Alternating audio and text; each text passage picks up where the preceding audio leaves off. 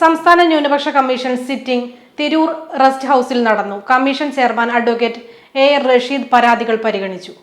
സംസ്ഥാന ന്യൂനപക്ഷ commission Malappuram sitting Tirur PWD rest house ഹാളിൽ നടന്നു. Commission chairman advocate A Rasheed ഹർജികൾ പരിഗണിച്ചു. മലബാർ മേഖലയിൽ ഹയർ സെക്കൻഡറി വിഭാഗത്തിൽ വിദ്യാർത്ഥികൾക്ക് ആനുപാതികമായി അധ്യാപക തസ്തിക സൃഷ്ടിക്കുന്നതിന് നടപടി സ്വീകരിക്കണമെന്നാവശ്യപ്പെട്ട് പരപ്പനങ്ങാടി സ്വദേശി സമർപ്പിച്ച ഹർജിയിൽ തുടർ നടപടികൾ അവസാനിപ്പിച്ചു.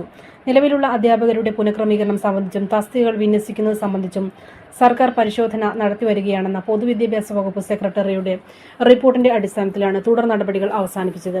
പോലീസ് പീഡനം സംബന്ധിച്ച് തിരുനാവായ സ്വദേശി സമർപ്പിച്ച ഹർജിയിൽ വിശദമായ റിപ്പോർട്ട് സമർപ്പിക്കുവാൻ ജില്ലാ പോലീസ് മേധാവിക്ക് കമ്മീഷൻ നിർദ്ദേശം നൽകി.